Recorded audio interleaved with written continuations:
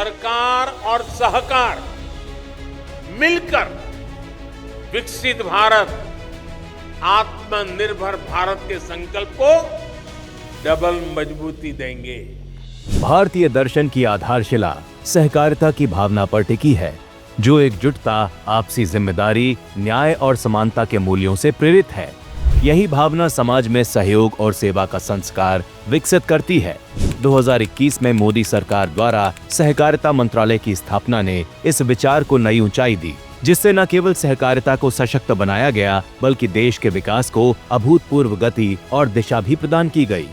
नरेंद्र मोदी जी ने जो सहकारिता मंत्रालय बनाया है, उसका उद्देश्य है ग्रामीण क्षेत्र में विकास को पहुंचाने का और ग्रामीण क्षेत्र में भी हर वंचित तक विकास को पहुंचाने की चुनौती को पार करने की जिम्मेदारी सहकारिता मंत्रालय की। इस मंत्रालय के लिए अलग बजट का प्रावधान लाया गया और जैसी सुविधाएं कॉरपोरेट सेक्टर को मिलती हैं, वैसी ही सुविधाएं व प्लेटफॉर्म कोऑपरेटिव को भी उपलब्ध कराई जा रही हैं। अब सहकारी बैंकों को मजबूती देने के साथ साथ सहकारी समितियों के लिए टैक्स की दरों को भी कम किया गया है। सहकारिता आंदोलन को मजबूत बनाने के लिए सहकारिता मंत्रालय ने 54 मुख्य कदम उठाए हैं। इन कदमों से सभी सहकारी समितियों को अपने आर्थिक विकास और विस्तार के नए अवसर मिल रहे हैं। सरकार का लक्ष्य आने वाले वर्षों में जिला सहकारी बैंकों की संख्या को मौजूदा 300 से 50% तक बढ़ाना है।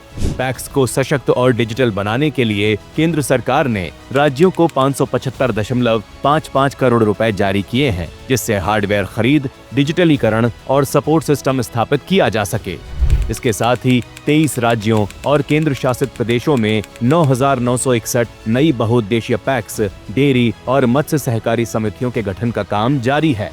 ई सेवाओं को आसान बनाने के लिए पैक्स को कॉमन सेवा केंद्र यानी CSC के रूप में जोड़ा जा रहा है। पैक्स के जरिए नए किसान उत्पादक संगठन FPOs बनाए जा रहे हैं और इन्हें LPG डिस्ट्रीब्यूशनशिप के लिए पात्र बनाना भी एक अहम पहल है। सहकारिता क्षेत्र में दुनिया की सबसे बड़ी अनाज भंडारण योजना शुरू करके किसानों का जीवन आसान बनाया गया है। साथ ही डिजिटल इंडिया के माध्यम से पारदर्शिता बढ़ाकर भाई भतीजावाद को खत्म किया गया है। 2014 से पहले जो पैसा बिचौलियों के पास चला जाता था, वो आज सीधे करोड़ों किसानों के खाते में पहुंच रहा है। किसानों को PM सम्मान निधि के जरिए आर्थिक मदद दी जा रही है। आज देश के किसान पशुपालक, दुग्ध पालक, मछली पालन और मधुमक्खी पालन जैसे सभी सहकारी क्षेत्रों को मजबूती मिल रही है। इससे न सिर्फ देश की तरक्की हो रही है, बल्कि सहकारी क्षेत्र पूरी पारदर्शिता के साथ भ्रष्टाचार मुक्त शासन का उदाहरण भी बन रहा है। और इसी कारण आज पूरे विश्व में भारत डिजिटल भुगतान के मामले में शीर्ष पर है। प्रधानमंत्री नरेंद्र मोदी जी की दूरदर्शी सोच और दृढ़ नेतृत्व का परिणाम है कि सहकारिता मंत्रालय की 75 वर्षों से लंबित मांग को उन्होंने अपने दूसरे कार्यकाल में साकार किया। उन्होंने न केवल सहकारिता क्षेत्र को सशक्त बनाया, बल्कि इसे ग्रामीण विकास और समाज के हर वर्ग को आर्थिक व सामाजिक रूप से सशक्त बनाने का प्रभावी माध्यम भी बनाया।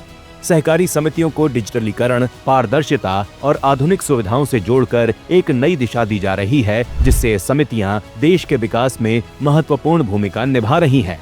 ये ऐतिहासिक पहल भारत को आत्मनिर्भरता और समृद्धि के नए युग की ओर ले जा रही है, जहां सहकारिता केवल एक विचार नहीं, बल्कि देश के हर नागरिक के विकास और सशक्तिकरण की नींव बन रही है।